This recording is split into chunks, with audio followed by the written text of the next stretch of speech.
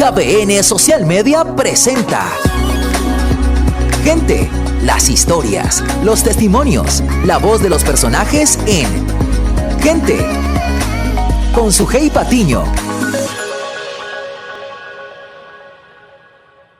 Hola amigos, bienvenidos a Gente con Sujei Patiño a través de KBN Social Media. Qué bueno saludarlos nuevamente. En esta oportunidad tengo un invitado especial, es un amigo, pero pues está en la ciudad de Cali debido a toda esa situación del paro. Obviamente se encuentra allí y no ha podido de pronto venir a visitarnos aquí a la ciudad de Tuluá. Él es nuestro amigo Juan Pablo García Giraldo, es politólogo. Bienvenido aquí a través de KBN Social Media, Gente con Sujei Patiño. Bueno, muchas gracias por la invitación, Sujei a KBN Social Media. Mi nombre es Juan Pablo García, politólogo de la Universidad Javeriana. Soy magíster en estudios de paz y conflicto de la Universidad de Queensland, en Australia, y actualmente me encuentro finalizando una maestría en Derechos Humanos en la Universidad Internacional de La Rioja, en España. Actualmente me encuentro vinculado como docente investigador en la Unidad Central del Valle del Cauca y donde manejo líneas de investigación en conflicto armado, construcción de paz, derechos humanos y formación en ciudadanía. Bueno, Juan Pablo, hemos invitado a Juan Pablo porque, a ver, y además estamos vía internet, vía Meets, porque lamentablemente pues esta situación, como les digo, nos ha impedido encontrarnos. Hacía rato quería hablar con Juan Pablo, pero pues el paro, bloqueos, todas estas cosas no han podido hacer que nos comuniquemos, pero para eso está la tecnología, ¿verdad, Juan Pablo? De eso se trata. Entonces, claro que sí. Entonces, Juan Pablo, la idea es que primero nos cuentes desde tu óptica como politólogo con todos esos estudios, ¿cómo ves la situación por la que estamos atravesando cada día más delicada? Recientes anuncios del presidente, el clamor de la gobernadora, los alcaldes, lo que pasó aquí en tu tierra, en Tuluá, la quema del Palacio de Justicia.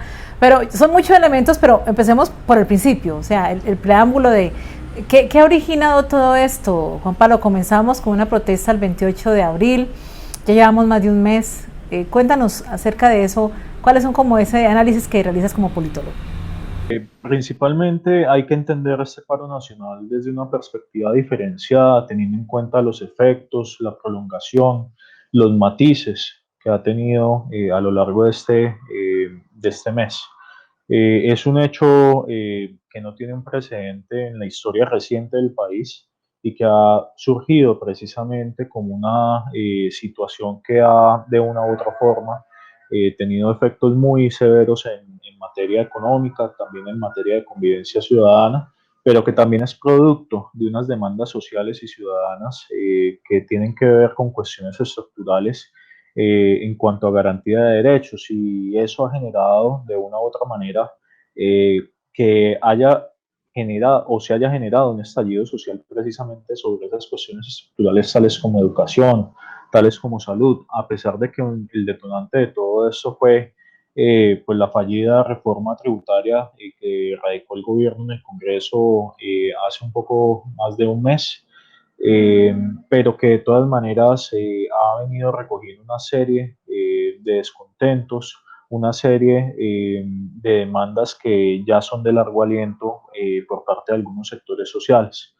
Desde ese punto de vista, el carácter diferencial tiene que ver principalmente con la atomización que ha tenido el paro nacional, con la diferencia con respecto a paros nacionales anteriores en cuanto a su alcance, en cuanto a su duración, en cuanto a la presencia de manifestaciones masivas en municipios, digamos, pequeños o en municipios medianos, lo que de una u otra forma marca un derrotero precisamente para entender la acción colectiva que se ha generado en el actual paro.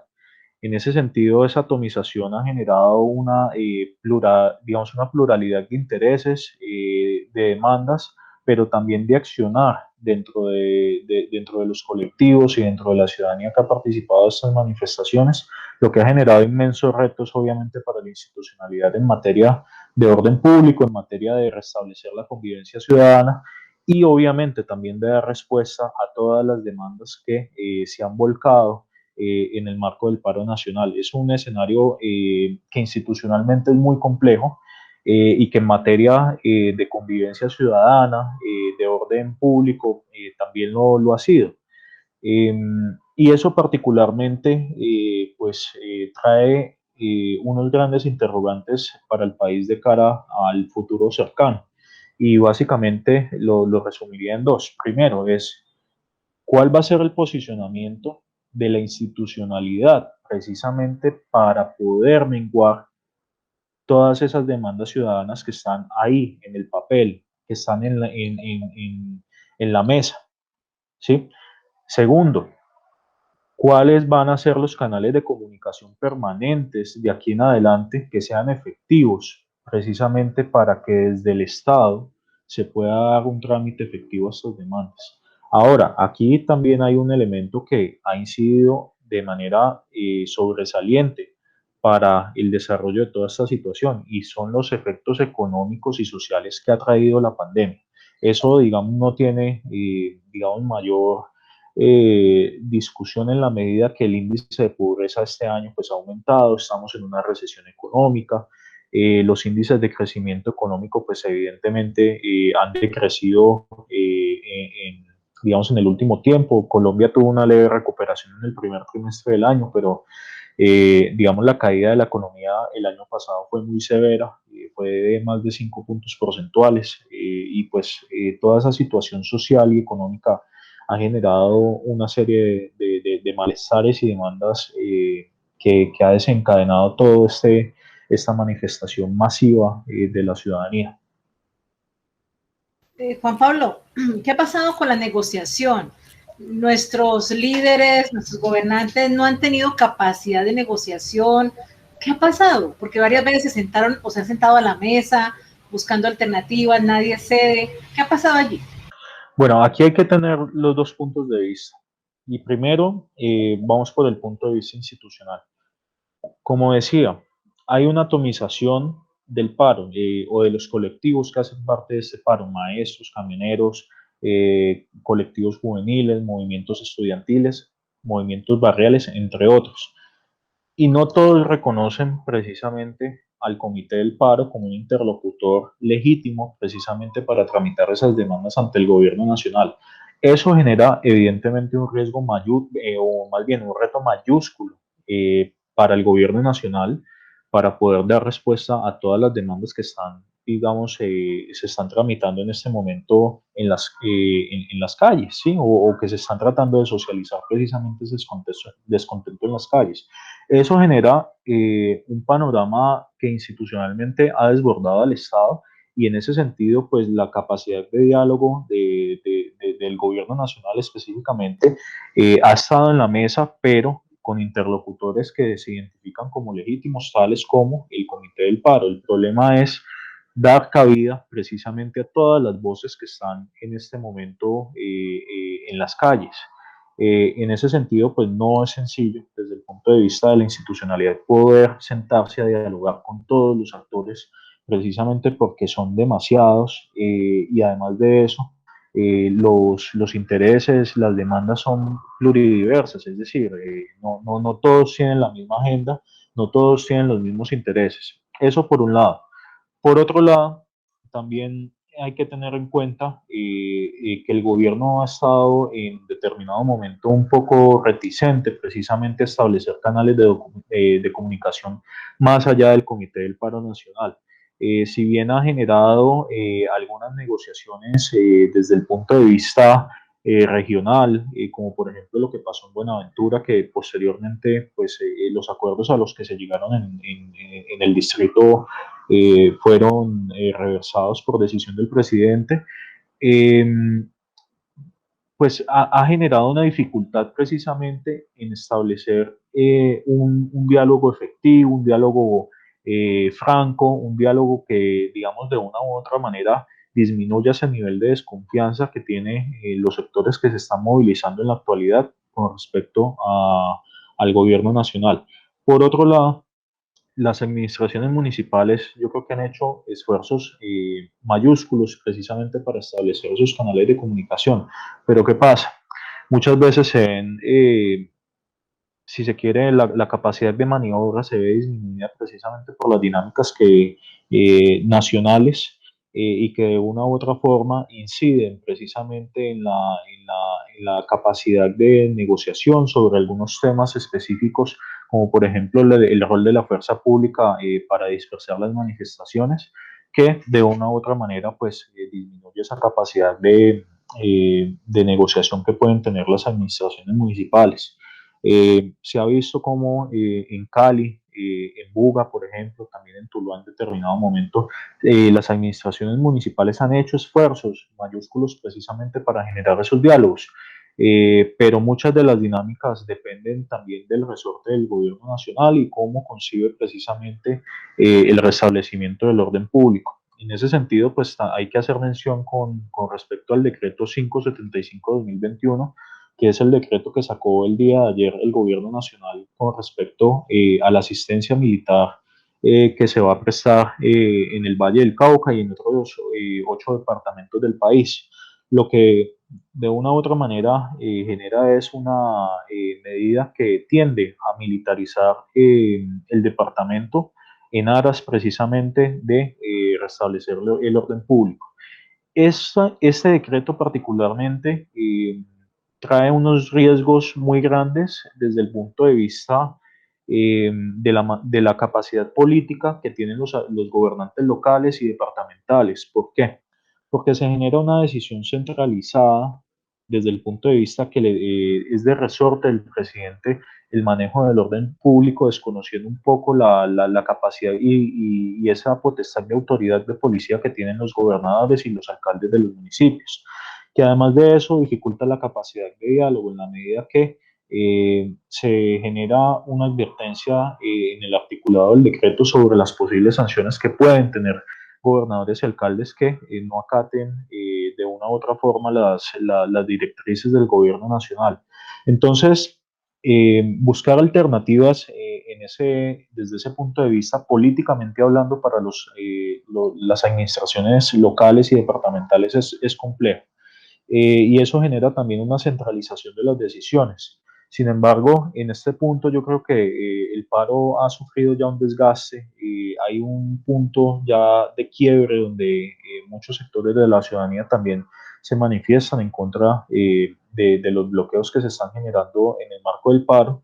Y yo creo que lo sano en este momento es que se puedan generar unas mesas a nivel municipal o departamental, precisamente para tramitar esas demandas. Y en ese sentido, pues, los gobernantes locales y departamentales son fundamentales. No se puede centralizar toda la agenda, digamos, desde el panorama nacional, porque evidentemente no se tiene la capacidad institucional para atender cada punto de concentración y cada punto de manifestación que hay en el país. Muy bien, estamos en diálogo con el politólogo tulueño Juan Pablo García Giraldo. Volvemos en instantes después de estos mensajes para continuar en este diálogo tan importante sobre la situación del país. Ya volvemos.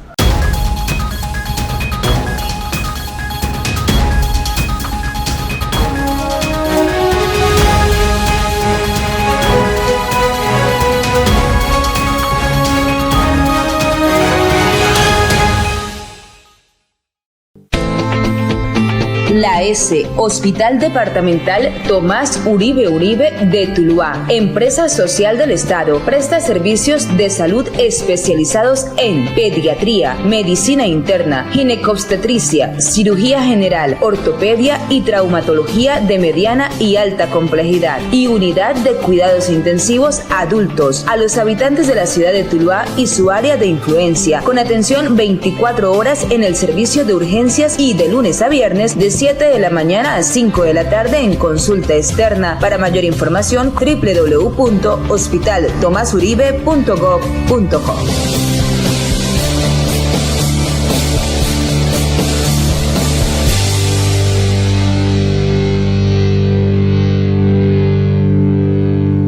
La reactivación económica sigue adelante. Por ello, el gobierno de la gente para la gente, apoyando a los comerciantes y empresarios, ha aplazado el calendario tributario, por lo que no habrá sanciones por la presentación extemporánea del impuesto de industria y comercio y la presentación exógena durante el mes de mayo. Estamos con los comerciantes y empresarios. Juntos avanzaremos. John Jairo Gómez Aguirre, alcalde de la gente para la gente. El personal médico está de tu lado en esta nueva normalidad que nos ha tocado vivir. Los profesionales de la salud nos preparamos cada día para, a través de nuestros conocimientos, ayudar a mejorar la calidad de vida de nuestros pacientes. Usuarios con COVID o sin COVID, estamos aquí para ayudarlos, para atenderlos. No están solos. No están solos. No están solos. Hospital Rubén Cruz Vélez, salud para la gente. Estela Tafur Guerrero, gerente. Grande y rica es nuestra región. Grandes y valientes nuestros empresarios y comerciantes. A pesar de los momentos difíciles, inmensa es su esperanza y tenacidad y su arrojo que los fortalece para sobreponerse. Siempre hemos estado de su lado, de la mano para la reactivación económica de sus negocios, apoyando sus iniciativas, sus proyectos, para que sean cada día más grandes. Que regrese de nuevo la dinámica empresarial y con ella la generación de empleo. Estamos convencidos de la necesidad del diálogo para una pronta solución y construir juntos. Más empresarios que nunca. Soy Jacqueline Díaz Acosta, directora ejecutiva de FENALCO Capítulo Tuluá. Quiero invitar a todos los tulueños y a todos los visitantes que compren en Tuluá. A partir de este momento y hasta el mes de junio, ustedes pueden participar de la campaña reactiva de Compra en Tuluá y gana por partida doble. Tenemos premios durante el mes de marzo, abril, mayo y junio. Esta es la oportunidad para comprar en Tuluá, para hacer de Tuluá una ciudad más pujante. Recuerden que FENALCO es la fuerza que une.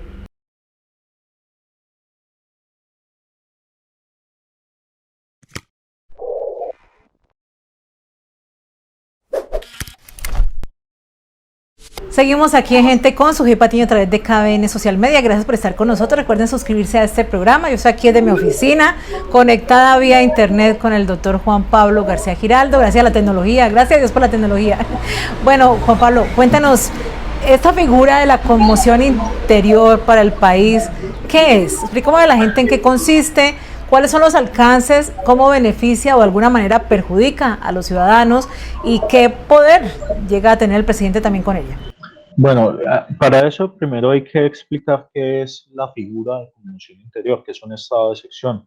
Es un estado de excepción que está regulado en el artículo 213 de la Constitución y que es básicamente la posibilidad que ante hechos que afecten gravemente la estabilidad institucional, la convivencia ciudadana, la seguridad del Estado, el presidente tiene la facultad precisamente de adquirir facultades legislativas donde puede generar decretos ley, ¿sí? Decretos con fuerza de ley.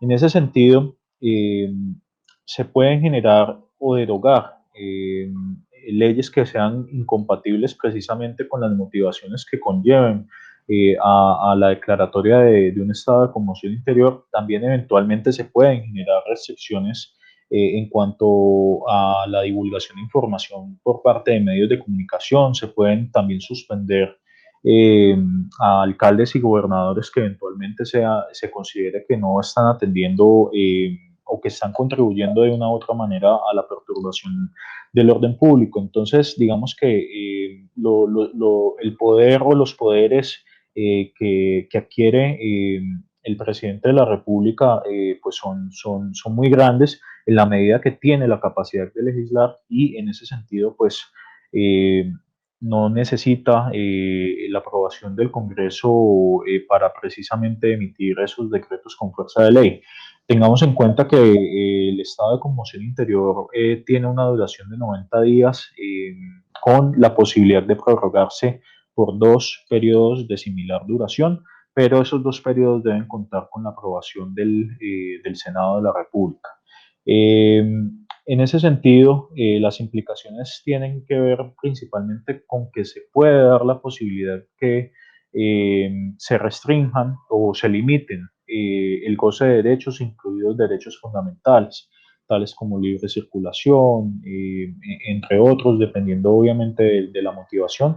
Y un estado de conmoción interior puede darse de manera nacional o de manera puntualizada en determinada zona geográfica del país.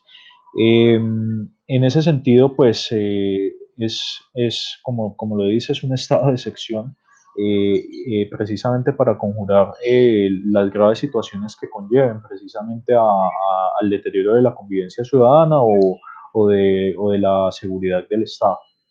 Pues tremendo, nos pone a pensar mucho, mi querido Juan Pablo. Bueno, con respecto a todo lo que ha sufrido, digamos, la comunidad, digamos, los desmanes de la fuerza pública, ¿quién responde por ello? Y, por ejemplo, también la quema de vehículos, ¿sí? De un lado y del otro. Por ejemplo, cuando se incendió la Secretaría de Tránsito en Popayán, que se perdieron una cantidad de vehículos que estaban allí, pues me imagino que con procesos pendientes. ¿Quién responde ahí? ¿Quién debe responder? ¿El Estado o quién? Bueno, en el caso que los hechos se generen por acciones de particulares, digamos, puede recaer esa responsabilidad directamente sobre el particular que eventualmente haya cometido el hecho delictivo, ¿sí? La conducta punible. Sin embargo, el Estado también asume cuando son bienes, digamos, que están bajo la salvaguarda del Estado, también se puede entender que el Estado puede adquirir una responsabilidad de tipo administrativo en este caso, en el entendido que se genera una misión, si se quiere, de esa función de salvaguarda del bien público o de los bienes particulares que estén en ese momento bajo la protección del Estado. También en el caso, por ejemplo, o en los casos donde se presente uso excesivo de la fuerza por parte de la fuerza pública, pues también el Estado es quien entraría a responder directamente por estos hechos, obviamente sin considerar o más bien considerando que también caben pues, las responsabilidades disciplinarias y penales contra los funcionarios públicos que cometan el hecho en particular, pero ya la responsabilidad de reparar pues también se puede generar directamente contra el Estado y posteriormente el Estado, si se emiten condenas, si hay un daño patrimonial por causa de las acciones de esos funcionarios públicos, puede generar la acción de repetición, es decir, buscar la persecución de los bienes de la persona para reparar, digamos, el daño patrimonial que se causó por causa de la acción o de la omisión del funcionario público que cometió determinado hecho que generó o que infringió un poco, digamos, el ordenamiento jurídico. Como en el caso de la policía, por ejemplo, con los excesos y los desmanes. Sí, por ejemplo, un caso hipotético, si un policía en determinado momento hace un uso excesivo de la fuerza, inicialmente la responsabilidad la asumiría el Estado porque este funcionario pues evidentemente actúa a nombre del Estado como un agente estatal. ¿Sí? Posteriormente ya, digamos, los entes de control, Procuraduría o Fiscalía podrán entrar a determinar cuáles son las responsabilidades disciplinarias o las responsabilidades penales de ese funcionario, pero patrimonialmente hablando, posteriormente si eventualmente se genera pues un daño patrimonial al Estado por causa de la acción u omisión de ese funcionario, el Estado puede entrar a generar una acción de repetición precisamente para recuperar los recursos pues, que de una u otra forma tuvo afectación por causa de la acción u omisión del funcionario público que cometió el hecho. En este contexto es fundamental precisamente el papel de los entes de control, que los entes de control sean garantes precisamente del principio de imparcialidad y que en ese caso pues, puedan investigar de manera oportuna todos los hechos que puedan ser violatorios de los derechos humanos, tanto aquellos que se puedan cometer por parte de manifestantes que recurran al uso de la violencia, como por parte de aquellos servidores públicos que se extralimiten, digamos, en sus funciones. Y en ese sentido, las responsabilidades penales, disciplinarias y también de carácter administrativo son fundamentales precisamente como un factor de disuasión para que se pueda generar una acción estatal apegada al marco jurídico colombiano y también en atención obviamente a todas las obligaciones en materia de derechos humanos que ha adquirido el Estado colombiano a través de tratados y convenciones en la materia y que hacen parte del bloque de constitucionalidad. Pensando un poco más allá, me queda una gran duda, yo creo que los colombianos tenemos la misma duda todos hoy, es ¿qué va a pasar con las próximas elecciones? ¿Qué va a pasar, por ejemplo, con las de Congreso, Senado y Cámara, frente a todas las informaciones, frente a todo esto que ha pasado? ¿Usted qué piensa? Bueno, ahí Sujei, hay dos cuestiones que se deben tener en cuenta. Primero es la crisis de legitimidad que actualmente están teniendo las instituciones públicas, especialmente lo que es referente al Congreso, la fuerza pública, la Presidencia de la República. La última encuesta de Invalid Gamer eh, mostró unos niveles de desaprobación muy altos, y en ese sentido esa confianza que tenga la ciudadanía sobre la institucionalidad es fundamental de cara obviamente al papel que se puede jugar en las votaciones del 2022. Y el segundo punto es la crisis de representación política que actualmente hay en el país, en el entendido que todo esto que está sucediendo no debió pasar en la medida que, o si tuviéramos un Congreso que realmente fuera funcional y que representara las demandas de la ciudadanía, ¿sí? No habría una necesidad de que la gente se volcara a las calles precisamente para hacer peticiones o para hacer las demandas ciudadanas, porque habría un canal de comunicación natural que es precisamente el Congreso y tramitar las reformas que sean necesarias desde ese escenario.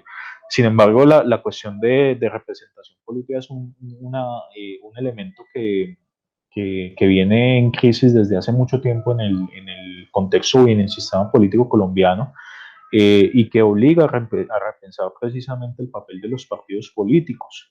En ese sentido, de cara al 2022, ya enfocando la respuesta a su pregunta, pues el escenario yo creo que va a ser muy difícil o muy diferente, diría yo, por dos cosas. Primero, por la situación actual de insatisfacción por parte de una gran parte de la ciudadanía con la clase política, ¿sí? En general. Y eso puede promover que aparezcan nuevos liderazgos.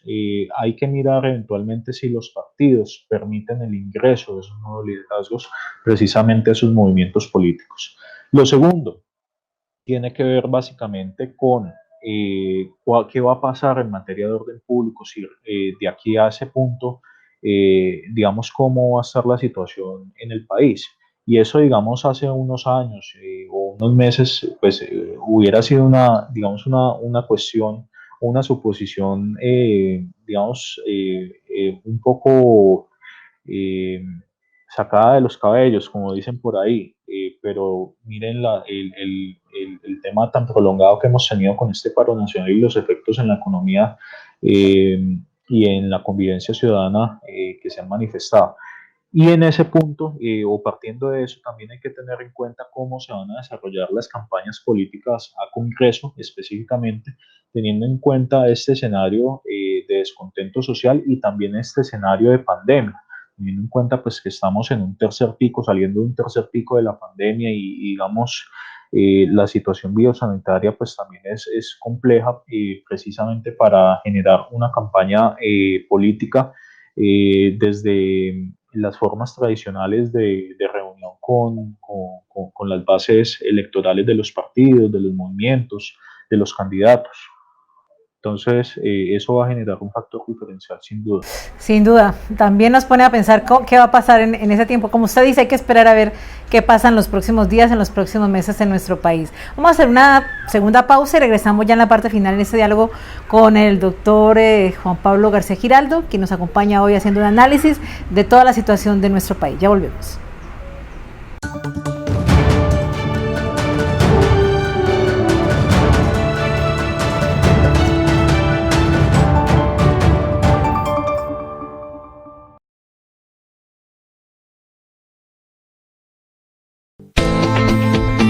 La S, Hospital Departamental Tomás Uribe Uribe de Tuluá, empresa social del Estado, presta servicios de salud especializados en pediatría, medicina interna, ginecobstetricia, cirugía general, ortopedia y traumatología de mediana y alta complejidad, y unidad de cuidados intensivos adultos a los habitantes de la ciudad de Tuluá y su área de influencia, con atención 24 horas en el servicio de urgencias y de lunes a viernes de 7 de la mañana a 5 de la tarde en consulta externa. Para mayor información, www.hospitaltomasuribe.gov.co.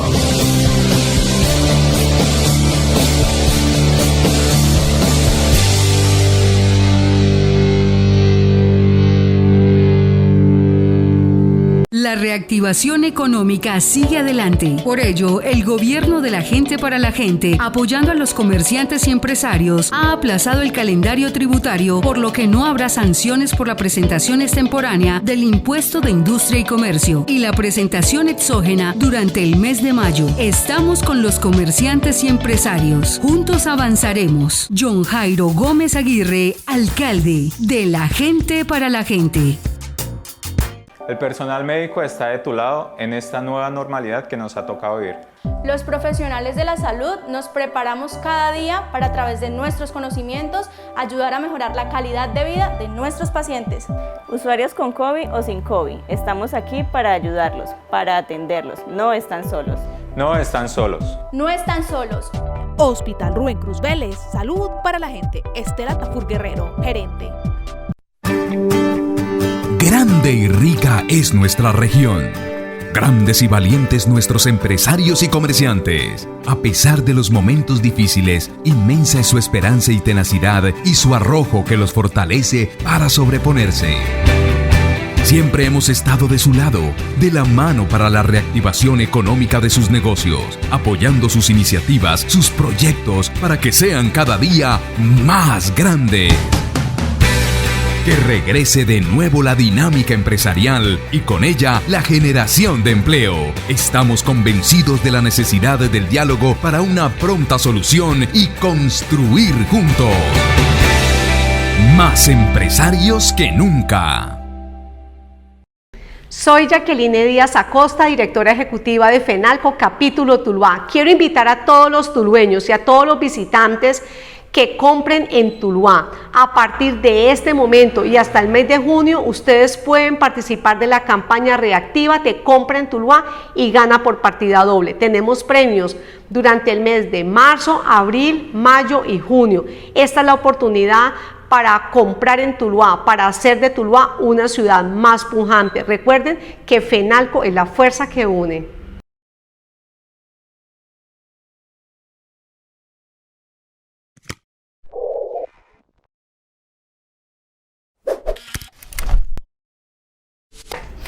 Bueno, seguimos en este programa, Gente con Sujei Patiño, a través de KBN Social Media. Recuerde suscribirse. Yo sigo aquí con mi invitado, gracias a la tecnología.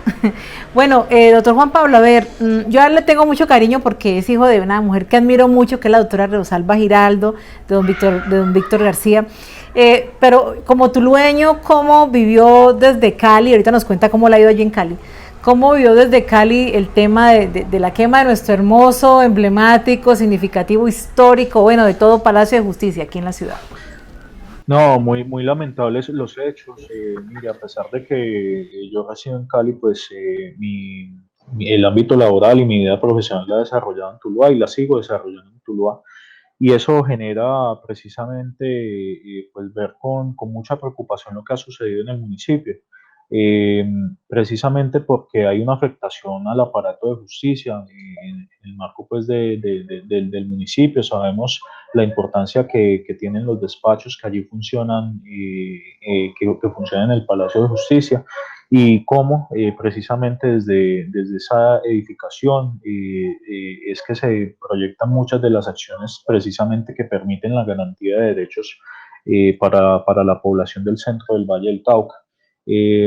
Esa afectación de orden público, pues, digamos, es completamente reprochable, y en ese sentido, pues, es necesario que desde la Fiscalía General de la Nación y eventualmente desde los procesos penales que puedan surgir de ese hecho se clarifique y se esclarezca las responsabilidades, qué pasó, y que se tomen las acciones preventivas precisamente para que no vuelva a suceder un hecho de esos. También ver con mucha preocupación los hechos violentos que sucedieron esa misma noche con la muerte del estudiante Camilo Arango de la UCEBA, y que en ese sentido pues hay que buscar por todos los medios que las acciones que se generen de protesta, que las acciones también de respuesta de la fuerza pública se hagan en el marco de un diálogo, se hagan en el marco de unas acciones precisamente que puedan conllevar a que se eviten hechos de violencia, hechos vandálicos y hechos que puedan suponer precisamente una alteración marcada para la convivencia ciudadana, y en ese sentido pues que se respete obviamente la vida de todos los tulueños y de todas las personas que eventualmente salen a las calles. Claro, y además usted le ha tocado también allá en la ciudad de Cali, o sea, vivir todo este proceso de los disturbios que también nos han dolido muchísimo. Inicialmente desde Tuluá veíamos todo lo que pasaba en Cali, lo seguimos viendo y nos sigue dando mucho dolor, mucha tristeza. ¿Cómo le ha tocado vivirlo, Juan Pablo? ¿Le ha tocado cerca de su vivienda, de su trabajo? ¿Le ha afectado? Cuéntanos un poco. Sí, pues lastimosamente la situación en Cali es muy preocupante. El tema, yo vivo particularmente en el norte, pero el tema es muy grave por los recurrentes hechos de violencia que se están manifestando en toda la ciudad, particularmente en el norte. Digamos, han generado acciones muy lamentables en sitios como Sameco, en sitios como Paso del Comercio. Digamos, en la recta Cali-Palmira también sucedió un hecho muy lamentable al principio del paro, y en el sur pues digamos que se han presentado esas tensiones también con lo que está pasando en los sectores cercanos a Univalle, cercanos a Cercatín, donde pues ya la violencia no es simplemente entre manifestantes y fuerza pública, sino que ha escalado a situaciones de violencia comunitaria, de violencia donde se han presentado choques entre manifestantes y personas residentes en Ciudad Jardín, incluso de manera armada. Esa cuestión de tener civiles armados, eso es completamente reprochable, y en ese sentido pues la situación ha sido muy tensa. Todavía permanecen puntos neurálgicos de violencia y puntos neurálgicos de protesta, manifestaciones constantes en toda la ciudad, y por ejemplo puntos como Puerto Rellena, Calipso, Paso del Comercio, la Univalle, han sido puntos que todavía siguen activos, pero también resaltar que la gran mayoría de situaciones de protesta se han desarrollado de manera pacífica. Lastimosamente la situación social de Cali como ciudad pues ha conllevado también a que se haya presentado una dinámica muy particular de estallido social, precisamente por las grandes diferencias, los niveles de pobreza que existen en algunos sectores de la ciudad, y que de una u otra forma vienen marcadas por una gran desconfianza a la institucionalidad que se presentan en dichos sectores. Uno ve una división muy marcada en la ciudad con respecto a quienes apoyan el paro y a quienes no lo apoyan, y se han encauzado, digamos, protestas de ambos sectores. Lo que aquí es importante es establecer canales de diálogo y que también se pueda reconocer que la alcaldía distrital de Santiago de Cali tiene un rol muy importante precisamente en ese punto de diálogo, en esos puntos de establecer canales de comunicación. Entonces es fundamental que eso no escale una violencia de ciudadanos contra ciudadanos, sino que eventualmente se puede ir desescalando toda esta violencia, y que no sucedan hechos como los que pasaron ayer en Ciudad Jardín o como lo que sucedió en el sector de La Luna. Finalmente, como politólogo, como ciudadano, como colombiano, como vallecaucano, ¿cuál sería el mensaje para toda la comunidad para que entienda cómo asumir lo que viene, que de verdad nos genera mucha incertidumbre, pero pues de la mejor manera, cómo lo podemos asumir?